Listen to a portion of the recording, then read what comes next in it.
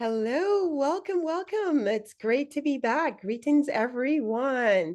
Welcome to 2024-2025 session of the WCEG Network on the WCEG Talk Radio.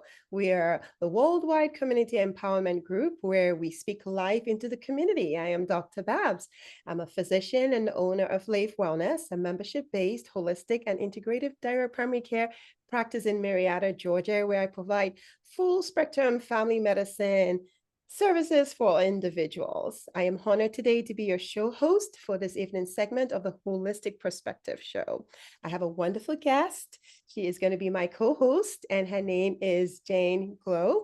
I am thrilled that she's joining us today. So, a brief summary about her: she is a registered dietitian, and she's the owner of Habits Nutrition Counseling, where she empowers her clients to achieve lasting weight loss through realistic and attainable lifestyle changes. So I'm truly honored that she's with me today. We're both here to enrich you with information that will be both inspired, just inspire you as well as impactful. So November is National Diabetes Awareness Month. So we thought that it would be appropriate to talk about the food myths that are out there, right? There's so many, and it can really be mind-blowing. So we really have an expert in our midst. She's going to share a lot of nuggets about how we can empower ourselves, whether it's pre-diabetes or diabetes. But the question I want you to think about as we go through this session today is, what is your role? What role do you play in decreasing the narrative around the increase of pre-diabetes or diabetes within your community? Our goal together this evening is to discuss a few stats, because the numbers have gone up around diabetes, pre-diabetes. We're also going to talk about treatment with lifestyle options. So yes, as a family doctor, I do treat, but both of us agree that there are lifestyle interventions that can make a big difference. We're going to talk about food myths and just facts, and then of course commonly asked questions. But before we get to that, please tag a friend, share with your neighbors that we're on right now. We're live on all social media streams. Name it: Facebook, YouTube, WCEG Talk Radio Network. So you don't want them to miss out. So please go ahead and share. We also have an app. So yeah, all platforms we're available. So we are here to make a meaningful impact. Two quick important announcements before we get started. The information shared on this talk radio is not intended as medical advice, all right? We're not privy to your own specific needs. So this is just to provide some education to empower you to have those deeper conversations with your healthcare provider. And the second thing is that the views and opinions expressed by either myself, my co-host, and other guests doesn't necessarily reflect the views and opinions of the WDD network and management. Now, of course, we always like to start with a quote, right? So the one I want to talk about today, it says, from somebody that had diabetes, it says, "We have diabetes. It gets to come along with us, but it doesn't get to stop us." And this was by Chris Oslin. So really good one. I think we can get started. I want to welcome my co-host. Welcome, and let's get started. Share a little bit about just you and, why diabetes, how you began this whole journey. Yeah, thank you for the introduction, Dr. Babs.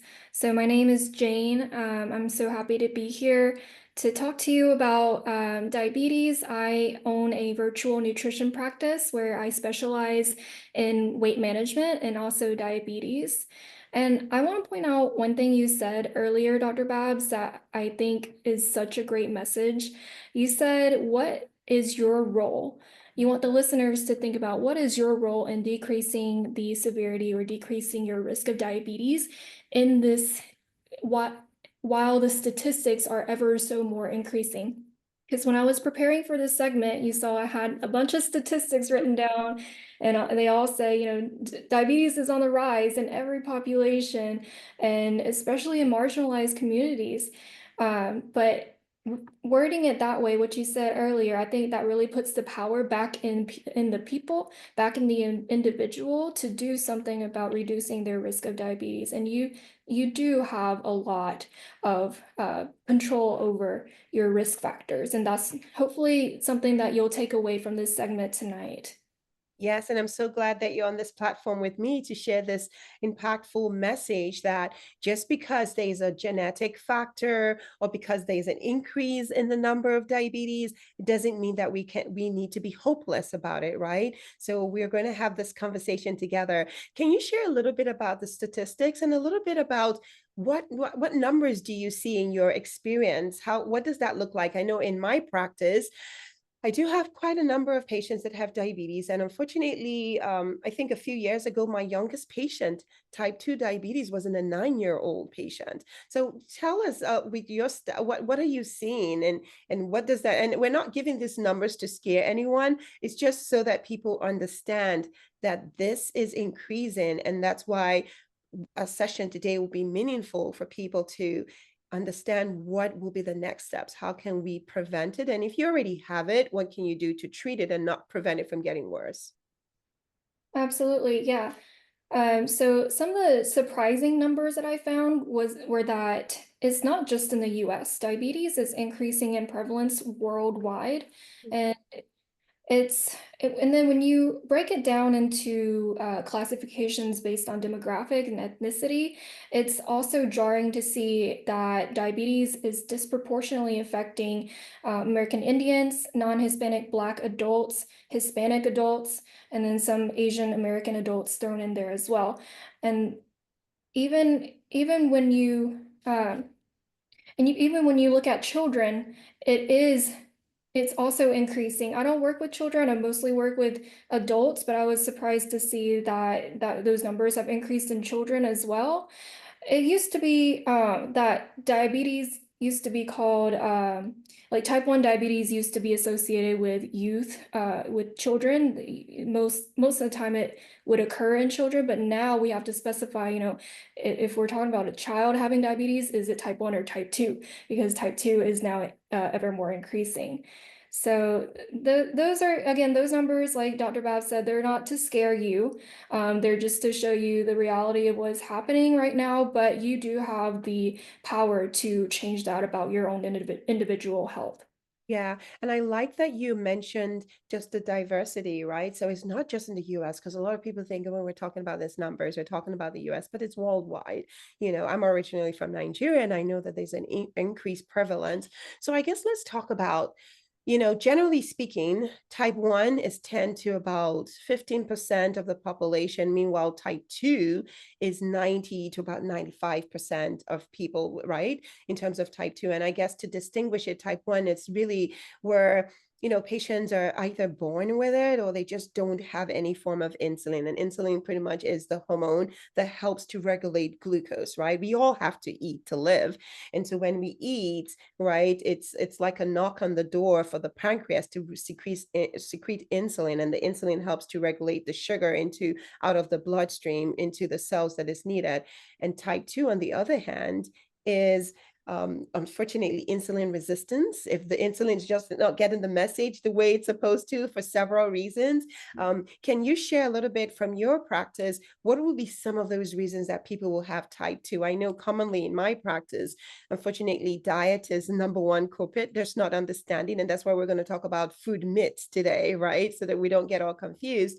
But certainly nutrition is one. Can you share a little bit of other reasons why there's that increase of insulin resistance and type 2? Absolutely. So nutrition is a huge part of it, but it's not the only story. And that's the part that I mostly work with as a dietitian is we got to get your nutrition under control if you have diabetes, and that usually will help your A1C and your blood levels of sugar. But that's not the whole story again. The other stuff that can affect diabetes is, do you sleep okay?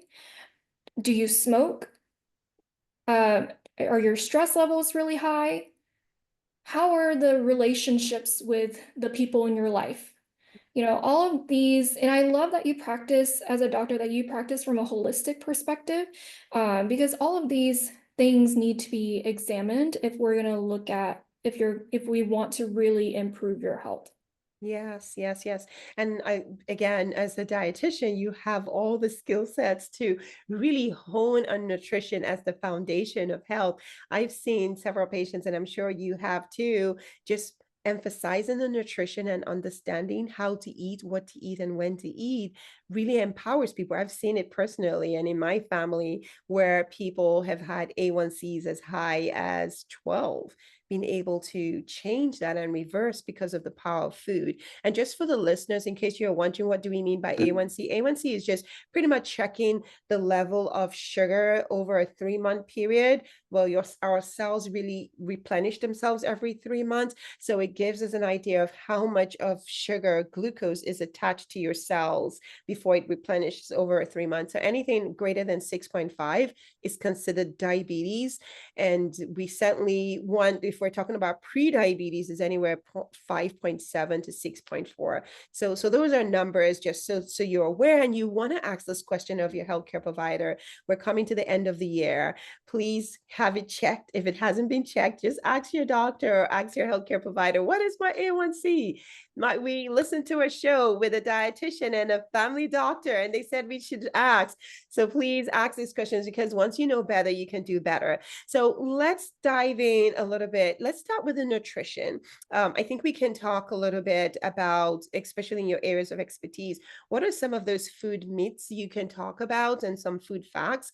And then after we talk about nutrition, then we can talk about the other things that you talked about that could be an impact in either causing diabetes or making it worse.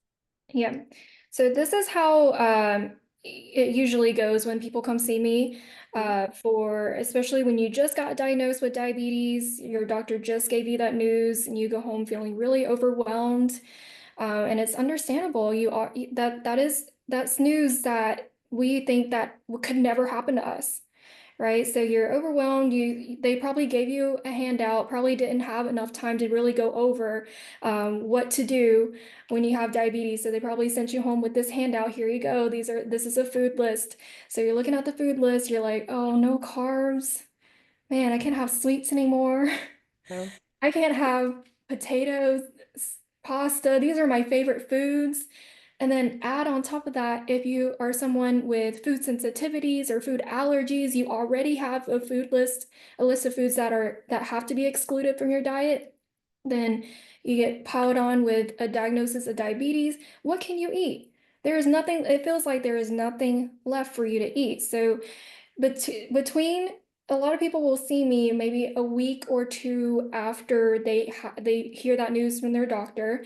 They will make that appointment with me. There's a little bit of a wait time, and in that 2 weeks, it's like the most miserable 2 weeks of someone's life. And then when they come see me, they actually walk away feeling a lot of relief, because they're thinking they're coming to see me, and I'm just gonna reiterate, yeah, don't eat this, don't eat that, you can't have this anymore, your life is gonna be miserable. They dread that appointment with me. Yeah. And they actually walk away feeling like, oh my gosh, I do have a lot more options that I didn't know that I could have. And the thing with eating for diabetes, it is less about what you can have and what you can't have, and more about how to eat those foods, what to combine it with in order to make it a more diabetes friendly meal. And so let's get into some of those ways that we can make meals more diabetes friendly. And I'll kind of go on theme with our myths. The theme of today's segment is myths with diabetes and food. One of the most common myths that I see floating around out there is that you can't eat fruit. Mhm. Let's unpack that a little bit. Fruit, most people have that misconception because fruit, it does have sugar. And so they're like, oh, I have diabetes. I can't have anything to do with sugar, and fruit has sugar, so I can't have it. Then you're missing out on such a nutrient powerhouse. Fruit has so many different nutrients in it that aren't sugar. It has vitamins, it has fiber, and then actually that fiber that comes with the fruit sugar, it actually helps your blood sugar not get too high. So Mhm. fruit is absolutely a great thing to eat. But again, it's less about what you eat, it's more about how you eat it. So if you're going to eat a whole watermelon in one sitting, that's probably not a great idea, and that's really going to skyrocket your blood sugars. But if you have a decent portion of watermelon, and then maybe let's pair that with something else that has a little bit more different nutrients, like I want to pair it with maybe like walnuts. That's going to give you some more fiber, some protein, some fats in those walnuts, and that combination of different nutrients is what's going to help stabilize your blood sugar. Yes, I love that you said that. And when you said a watermelon, I thought about my son because, oh my God, that child can eat up a whole watermelon. He loves it. And we are sweet tooths in our home, but we've learned the power of pairing up and making sure that we're not eating food naked. That's the word we say. I always remind him, I'm like, don't eat it naked. You can have it. It's better. But like, but mom, it's better than a cookie. I'm like, yes, it is, but you don't want to eat just that alone. So I love that you said that. So it's less about what you eat, right? But how you eat it. Is that what you said? I think that's key. And all the listeners, please hear it. Please, please, please hear it. Because I hear it all the time.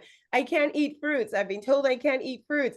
That is not true. It's how much of it you're eating, how you're eating it. I promise you, any day, anytime, it's still better than the added sugar cookies that you're eating because fruit is natural. It's from the soil, right? So you can eat it. Now, I do agree that there are some things that are higher glycemic index. And what I just mean is that how high it spikes your glucose. But again, it's natural sugar. If you're eating it, a fiber rich fruit, right? You have the fiber, which slows down, just like Jane said, it slows down how quick your glucose is spiked. So it's definitely one that please make sure you have your fruits because you're missing out on the powerhouse, as she mentioned, all the antioxidants, all the nutrients, all the fiber, all those things are very helpful for the body. Certainly more helpful than any cookie or any donuts ever will be. So, okay, what other myths are out there that you know of that you've heard? Well, another one I hear is, oh, I can't have any dessert, any sweets anymore. And we were talking about this the other day, Dr. Babs. You have a sweet tooth, and then you told me the strategy that you do. Can you share that strategy with everyone? Yeah, yeah. So for me, again, there are times where I wish I wasn't born a sweet tooth, but that's a story. That's a topic for another day. But what I've learned is learning how to eat, when to eat, right? So, for instance, I could still have if I want a brownie, I could have my brownie, but I don't start with my brownie because that would just spike my glucose off. So, what I do is I have my fiber, right? So, I love eating veggies. I love to make it fun. So, sometimes I could put, I put some strawberries, blueberries. I know there's some people that don't like fruits in their veggies, but I love to have that in my salad. But the important thing for me is that I could still have my sweets, but I just make sure that I eat the nourishing foods first, like the protein, the veggies. So I have a rule where I say veggies first, protein next, my water, and then my dessert. So that's the way I have it. And I realize that when I eat that way, I'm actually full. So I'm not eating the whole brownie. I'm just taking a taste. So I don't feel like I'm restricting myself compared to my past life where I had all the chronic diseases that I was able to reverse, was that I will start with my dessert and then I'll eat a whole bunch of it. But as you know, right, you can say from your experience and what you've seen is that when you eat all these things and it spikes your glucose, you feel the satisfaction, you drop, and then you're hungry again, and then you want more. So that's my trick. I don't know if this is something that you've heard with any of your clients or your patients. Yeah, and that trick is something I teach as well. And there's actually a physiological reason why that works. So earlier you were explaining a little bit about what happens when you have diabetes and like the digestive process. So Mhm. here's what happens when you eat something that is pretty much straight sugar. Like let's take that brownie for example. That brownie has it's pretty much a lot of sugar, no fiber, no protein, no maybe a little bit of fats in there from the butter. But when that hits your stomach by itself, and this is what you were referring to as a naked carb, when it's by itself, it's gonna get digested in your stomach. It's going to get pretty, digested and absorbed pretty quickly. Mhm. And when it gets absorbed into your blood really quickly like that, that's what we mean when we say that's a blood sugar spike. Yeah. What happens when the blood sugar spike is you get this upward, going up really fast, coming down really fast. Sometimes you come down too far, then you get that crash. Mm. That crash never feels good, right? So have you ever experienced that feeling where you're just very low energy after having that brownie? You're like, what? Yes, I felt it. There was a time when I used to eat Snicker bars. It was so addictive, believe me. And I would always have a headache. And I was like, why am I always having a headache after? I mean, I'll feel great with a Snicker bar, right? I get my dopamine hit. And I don't know, are you a sweet tooth at all, Jane? Are you, or you do enjoy sweets? Because some people don't enjoy sweets at all. But I would have the Snicker bar, one Snicker bar. I remember when I was studying for to get into residency. And every evening I would have a headache. And that's because of what you just talked about, the spike.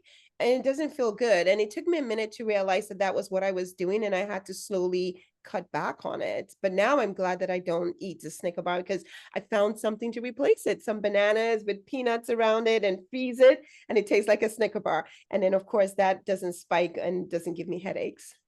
And the reason why is because that banana has fiber. You got peanut butter on there, so that has protein and healthy fats. Yes. And what that does when you're digesting all of that together is it kind of envelopes the sugar, so to say, to make that sugar a little bit like a slow release, the slow release Yes. capsules.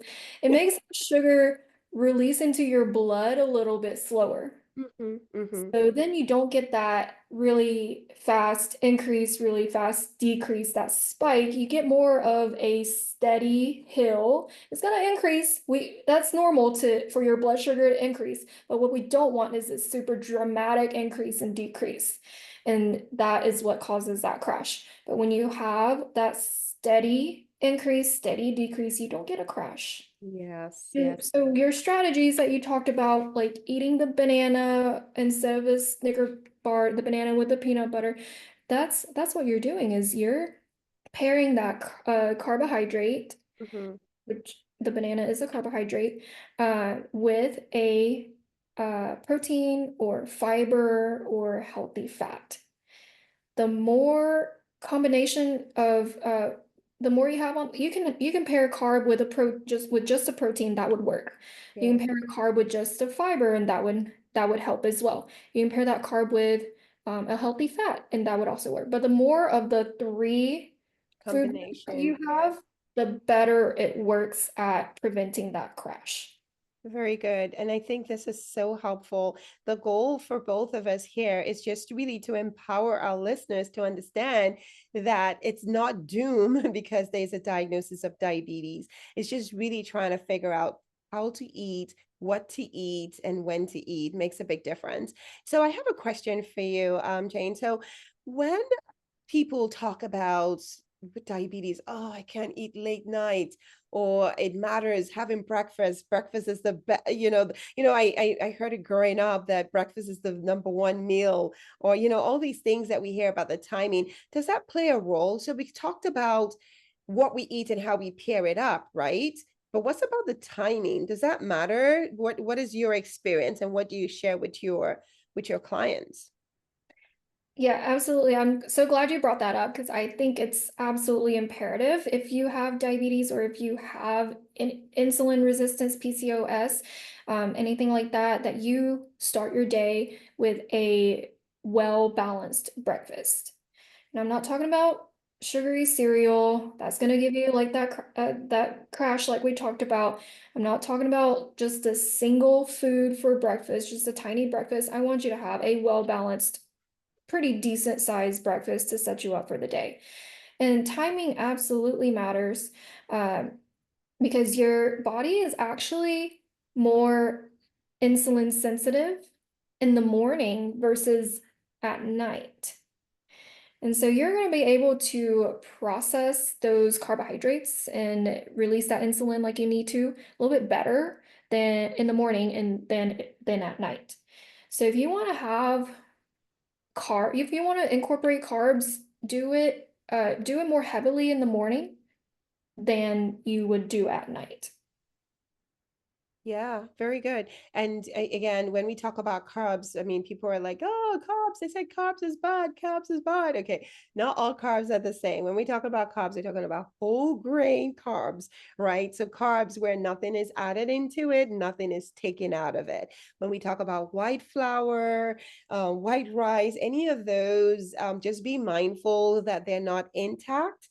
Right. So when you see a brand, you have the outer layer, the fiber layer, and other aspects. So we're talking about things like, brown rice, quinoa, all those other things, oats and stuff like that. So when we're talking about carbs, those are the carbs that are whole grain. Now, certainly, as a dietitian, I know that you talk about this all the time about the different veggies being starchy and non-starchy. So these are conversations that I know that your patients, right, your clients get to understand the difference of what the different meals they're eating. So it's so important to understand what is on your plate. You referred to it being balanced, but we also want it to be minimally processed, right? Because the more processed it is, there's more salt, more sugar, and unhealthy fats. So I want to ask and just throw it back at you in terms of what will be considered. We talked about carbs now, and people kind of get an understanding of it. But what's about fats? Is all fats created the same? You did say pairing up with fat. So is seed oil fats good one, or is it olive oil? What will be your own, what will be your recommendation? Yeah, so when we talk about fats, we say healthy fats, unhealthy fats, as like a general label. But what we really mean is, if we're to look at it scientifically and objectively, we would call those saturated fats and unsaturated fats. And then there's a whole third category called trans fats, which we don't really talk about anymore because they've been banned by the FDA, so they're no longer in our food system through processed foods, but they can still exist naturally in meats and stuff like that. So with the two main fat groups, it's unsaturated and saturated. Saturated is the one that we don't want a whole lot of. Um, I think the American Heart Association says to limit saturated fats to about 12 grams a day. Don't Yeah. quote me on that. And then these are the kinds of foods like butter, like real butter, the fat that you see on animals, the like on a steak, on meat, the fat that you would see in a lot of processed foods could be saturated fat. You can just read the label, it'll say how much saturated fat is on there. Yeah.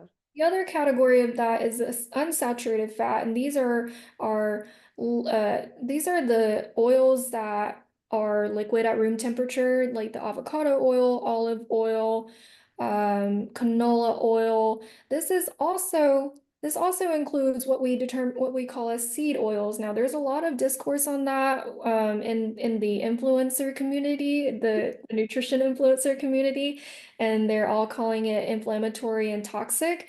But when you look at the research, there is actually no research to support that it is inflammatory and toxic. The research is actually leaning towards seed oils being heart healthy. And that is because it is an unsaturated fat. Unsaturated fats, another exa another example would be like we already said avocados.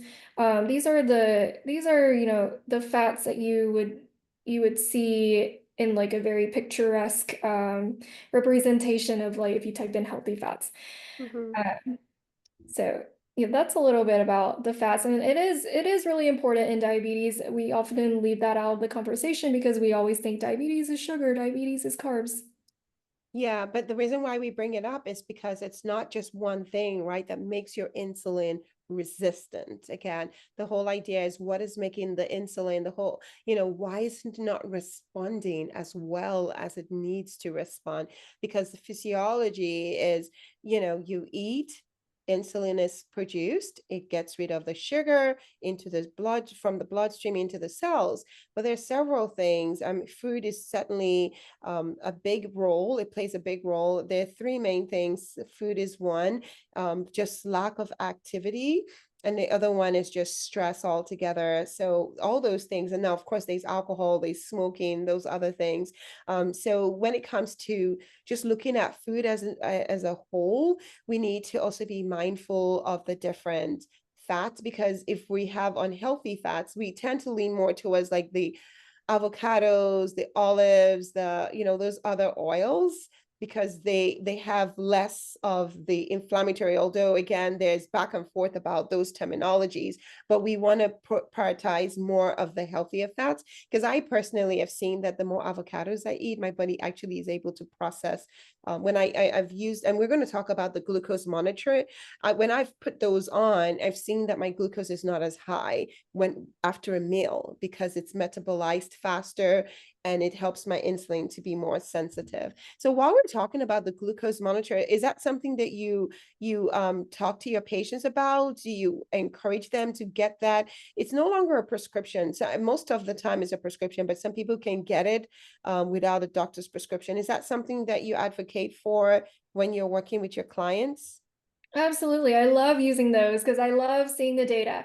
Now, I will say if you don't have insulin resistance, insulin sensitivity, and you're not diabetic or pre-diabetic, it might not be the best investment to go that route because they are kind of pricey, even if you if you want to pay for it out of pocket without the prescription. I think it's like $99 for the Dexcom Stello.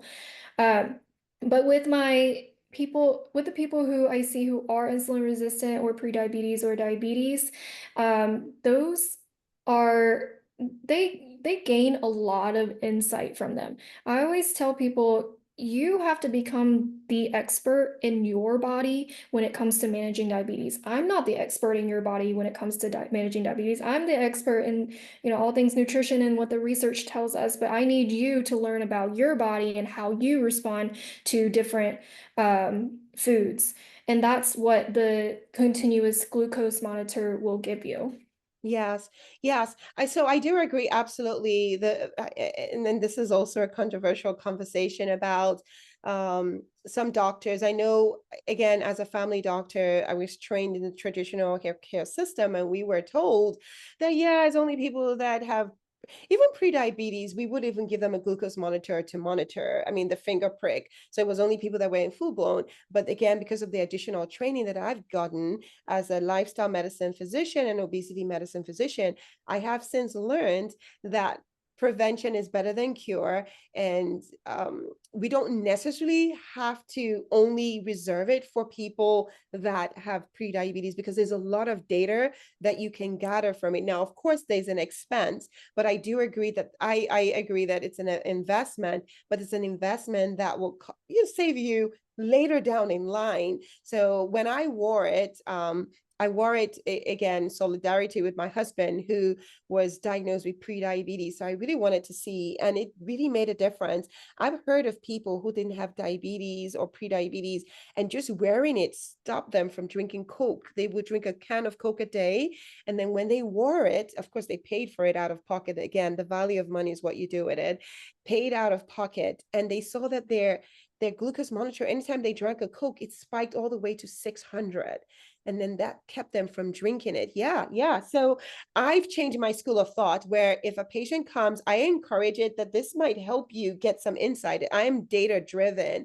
So I don't just say you have to be pre-diabetic or diabetes. I think it can help people that have a family history or really trying to prevent them from getting there. Because again, the science, it's not about sick medicine. It's about how do we create and promote wellness. So I'm glad that you use it in your practice. But again, for people that are listening, if it is something that you want, you might have that pushback from your provider, depending on how they were trained, but you can get it off the counter and you don't have to you don't need a prescription. So that's the good news in that. And it just gives you some information. Pretty much you just put it on your arm. It runs for about 2 weeks. You see the data right away on your phone as you eat. It tells you real life what's happening with the foods that you eat. Certainly with the things that we talked about with the nutrition, right? If you're eating a fiber-rich food, you see that the spike is not as high. If you're drinking things just like soda, like that guy who just stopped altogether, you see that your numbers go up so high. So yeah, I think we've talked a lot about nutrition. Was there any last few words you wanted to add to nutrition before we talk about the power of just movement and sleep and other lifestyle?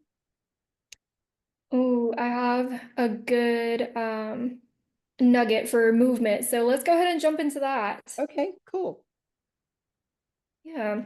Well, I can go ahead and share my nugget for movement. Go So ahead. I do try to practice what I preach. Good. Like, let me put you on to this idea of a movement menu. Uh, Nice. Everybody listening to go like right now, don't even wait until after after this segment. Go ahead and pull out your phone, start a notes app, start a note thing and title it movement menu. And what this is you're gonna list out a bunch of different activities that you like to do. Okay. Something to get your body moving. I don't like to call it exercise because when I hear the word exercise, I think of something very regimented, uh, Mhm. structured, and movement doesn't have to be like that. Movement can be you taking a walk, moving, dancing around in your living room. One of the things on my movement menu is learning a TikTok dance. Oh, nice. It Love gets my it. body moving. I have fun with it. And it's something that I can do on days when I don't feel like going out to go to the gym, and don't feel like putting a whole lot of effort into it. Um, so, and you can categorize the different things on your movement menu by these are a list of things I can do when it's raining out, when Mm, it's cold out, when it's hot out, and maybe on days when I have more energy to go out and go to the gym or go out and play pickleball. These are the different kinds of things I can do on a higher energy day. So categorize your movement menu like that, and just every day, I want to challenge you every day, look at your movement menu, order something off of that list. I love it. Order from that list. This is fantastic. Thank you so much for sharing this. I've never heard that this way. I mean, I do agree with you in terms of exercise makes people like go like, oh, all I think about is sweat and pain, but I've never heard it put this way as a movement menu and order out of it. Thank you. I've created mine already. Yes, order out of the movement menu. Lovely. And, just to add to what you just said, when it comes to movement, oh my goodness, it's one of the most powerful things that we can do to prevent diabetes or even treat, or if you're in the goal to reverse. It's as simple as after a meal, please do your best. If you eat well, you shouldn't have a crash. But whichever case, just move. Move, don't sit down, because the more you move, like recently I just got up and I like to get up. I don't like sitting down for too long because our muscle is a metabolic organ. It pumps, it contracts, and it contracts. You can imagine what happens if it uses that glucose efficiently. So after a meal, I just like Jane has charged you. I want to charge you that when you, after a meal, even if it's just pacing around, just pace or do what we call calf raise. So you do that because the muscle of the legs are very strong muscle. And there was a recent study that came out about a few weeks ago. I don't know if you saw that, Jane, where it said that the legs, the more stronger the legs are, the stronger the brain. Did you see that? Where they said it's tied that stronger legs correlate to a stronger brain, cognitive function. So just calf raises, it increases blood flow, pacing around. I remember one of my senior colleagues, and I always talk about this story. He had diabetes, but his diabetes was always controlled because after a meal, he went for a mile. And it was so effective that his glucose would be so low that he would have to drink something to restore him just because of his 1 mile. Really lean guy, did really well, never had a complication because he just moved. He just kept moving. It was a nice move for him. So definitely want to encourage, whether you have diabetes or not, just move, just keep moving because there's a lot of benefits to moving. Mental health, it helps to mobilize that glucose because it's not meant to be in the bloodstream. Because if it stays in the bloodstream, it causes a lot of damages to the vessels, right? That's where all the complications of diabetes comes about. All right, very good. All right, let's talk about sleep. I think we have just a few more minutes. We'll just talk about sleep and stress management. And I'll give you an opportunity to share about how people can stay in touch with you. Okay, sure. So sleep is something I will touch on if you come to an appointment with me. Because I'm a dietitian. I don't specialize in sleep, but I can't ignore that part of your health. Because it really affects so much. If you have diabetes and you don't sleep well, that's really going to affect your A1C. That's going to affect all the different systems in your body. I mean, sleep is not a time of when your body is it is rest, but think of it as active rest. Your body is actively trying to repair things, trying to get you ready for the next day. And if you don't allow your body to sleep, it's not going to have the opportunity to actively do all that. Yeah, yeah, that is so paramount what you just said. Very essential. It's actively doing something for us. Yeah, I think read it somewhere where sleep is so powerful that you're actually actively doing something and you're unconscious. Can you imagine doing something and being unconscious at the same time? That is so powerful because there's a lot of healing and repair that takes place. And I know personally speaking, that when I sleep and I sleep really well, I don't have all the sweet cravings that I have during the day. So, which of course would decrease how much weight I gain and how much unhealthy foods, right? So it's a ripple effect. So definitely, please for listeners, sleep is so essential in managing your glucose.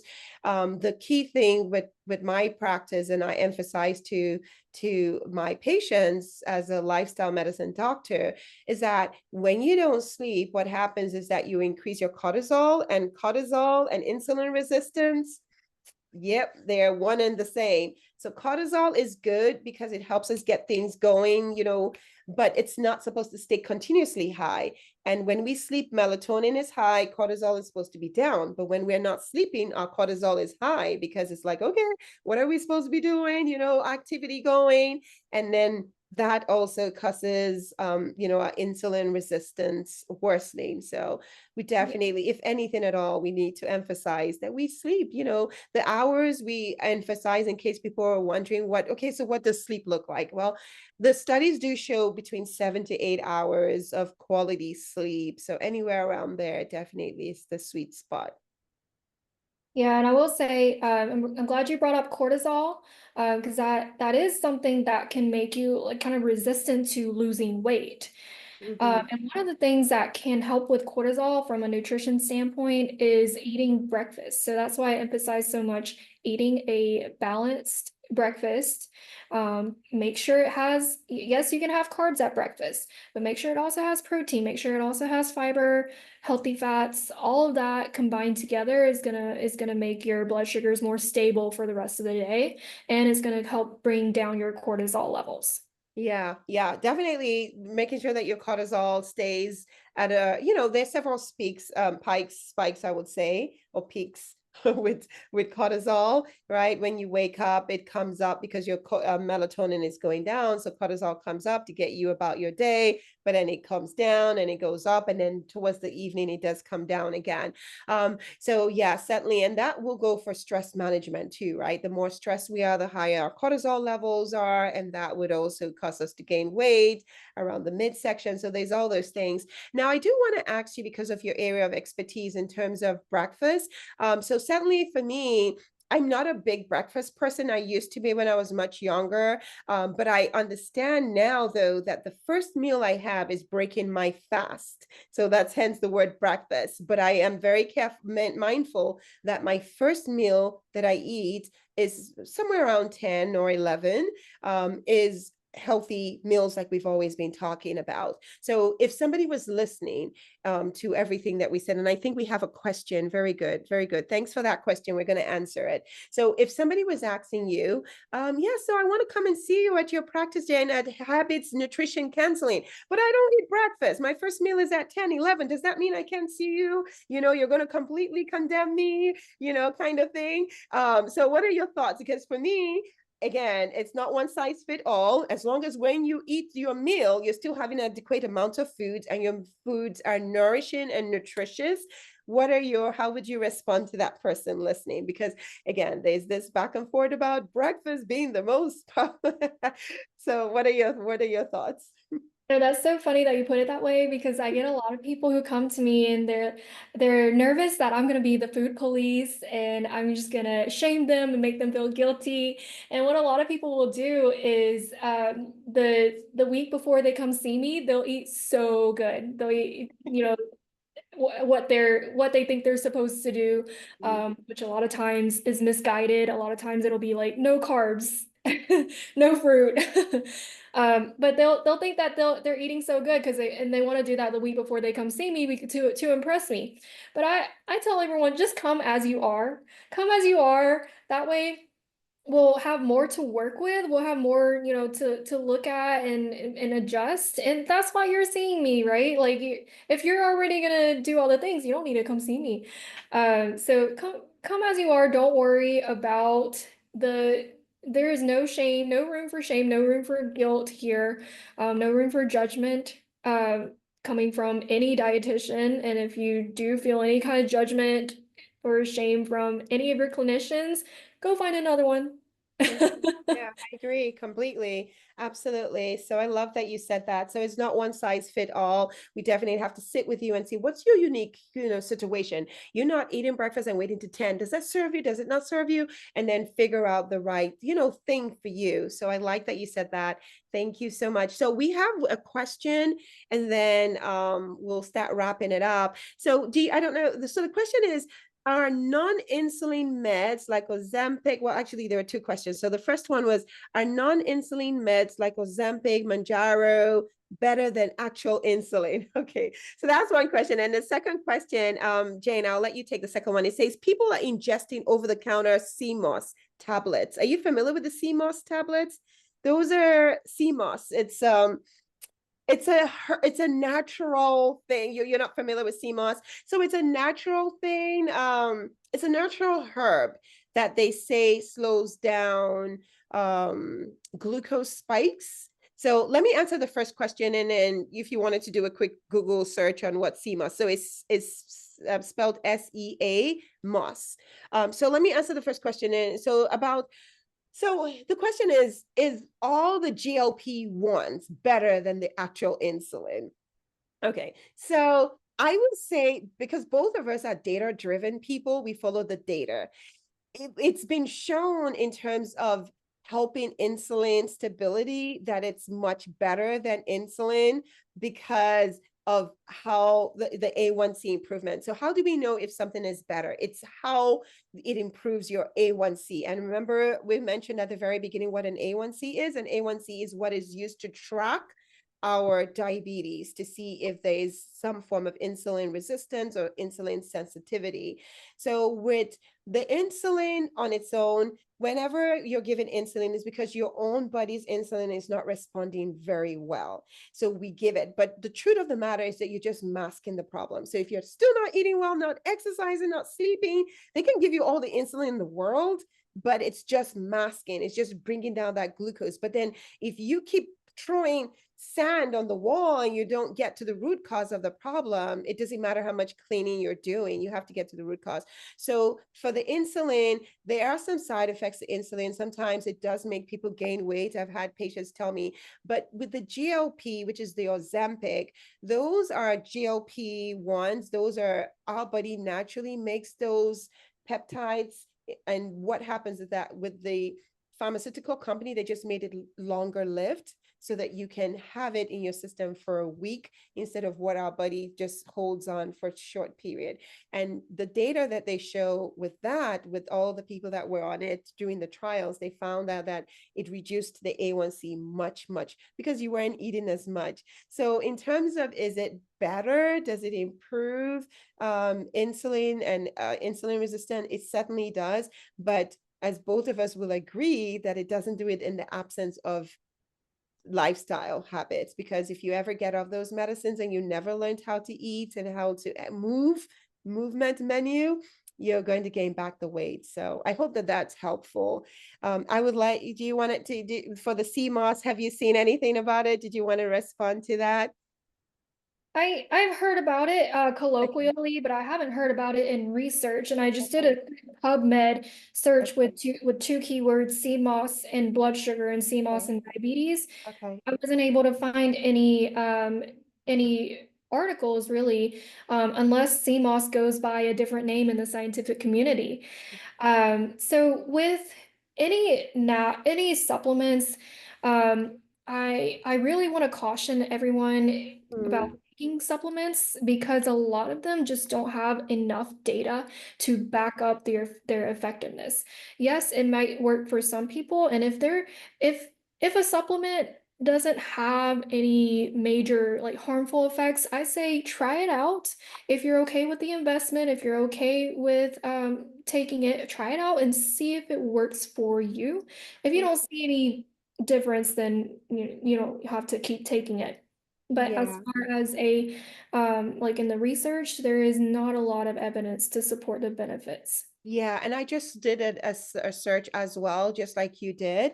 So CMOS, again, like I've seen some people that do the CMOS, they make it in their kitchen, and there's been lots of rave about what it does. So it says CMOS is a red seaweed that is 80% water, and it's a source of fiber, phytochemicals, omega-3 fatty acids. But again, like Jane already said, when it comes to supplements, there's nothing backing it up.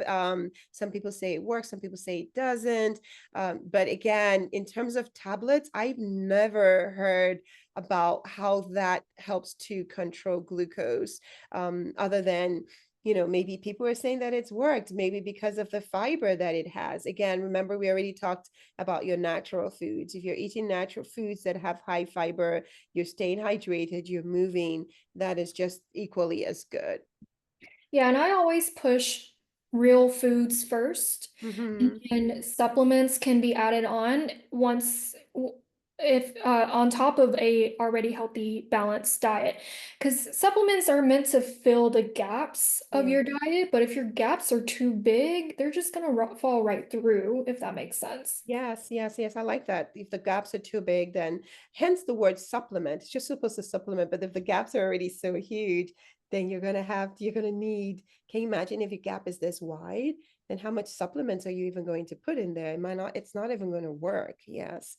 So awesome. We've had a great conversation today. Thank you. I'm so honored to, be in your presence and co-hosting with me today. Want to give you an opportunity to share how people can get in touch with you, which part of town, what kind of patients you're seeing, and then we'll wrap it up for the evening. Yeah, thank you so much for having me on this segment today. I had a lot of fun just chatting. I can talk about nutrition all day.